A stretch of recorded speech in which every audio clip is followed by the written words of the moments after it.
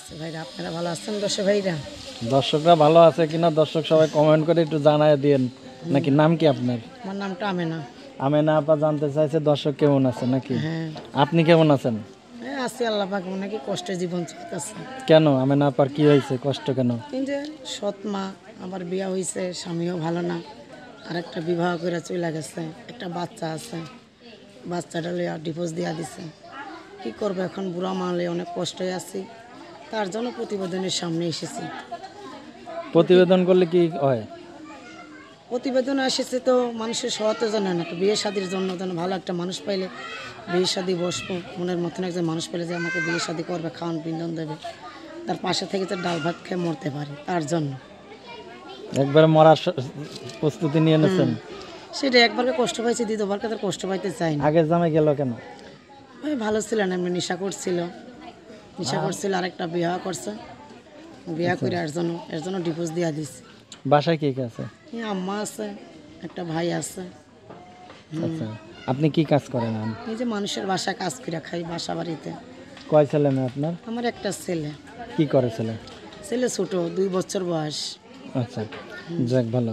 তো যদি কেউ আপনার সাথে যোগাযোগ করে কিভাবে করবে? ওই আমার নাম্বার আছে, নাম্বার দিব, নাম্বারে বলতে পারবেন নাম্বারটা? না, বলতে পারবো না, এই যে নাম্বারটা দিতে পারি। তো দর্শক বরাবরের মতো বলে আসে, আমাদের অনুষ্ঠানগুলো শুধুমাত্র বিনোদনের জন্য করা থাকে। বিভিন্ন সময় বিভিন্ন অসহায় মানুষের জীবনের গল্পগুলো আমরা তুলে ধরি। তো আমি না পান এই নাম্বারটা কত সময় খোলা থাকবে? অনেকে তো টাকা পয়সা নিয়ে ফোন টোন বন্ধ না করে না, দেয়। নাম্বারটা সবসময় খোলা থাকবে। আর্থিক লেনদেনের ক্ষেত্রে অবশ্যই সতর্কতা থাকবে। আমরা অনুষ্ঠানগুলো শুধুমাত্র বিনোদনের জন্য করি, বরাবরের মতো বলে আসতেছি। তার নাম্বারটা হলো 01738711188 01738711883 01738711883 01738711883। আমি না পাম। আপনার দেশের বাড়ি কোথায়? এই যে বিক্রমপুর। বিক্রমপুরে? হ্যাঁ, মুন্সিগঞ্জে বিক্রমপুর। আচ্ছা, ছেলে মেয়ে কয়টা হয়েছে? একটা ছেলে। মাত্র একটা হয়েছে? হ্যাঁ, একটা ছেলে। কি করলেন? বিয়ে হয়েছিল কয় বছর? বিয়ে হয়েছিল এই যে 2-3 বছর। এখন ওইটাই একটা বাচ্চা হনে, ছেলের বাবা ভালো ছিল না, অনেক মারধর করতো, রাখতো না, একটা বিবাহ করছে, অনেক জ্বালা যন্ত্রণা দিচ্ছে, এর জন্য ডিভোর্স দিয়ে আসা পড়ছে। একবারে ডিভোর্স, ডাইরেক্ট অ্যাকশন? হ্যাঁ, একবারে ডিভোর্স দিয়ে আসা। এরপরের দাও যদি এরকম হয়?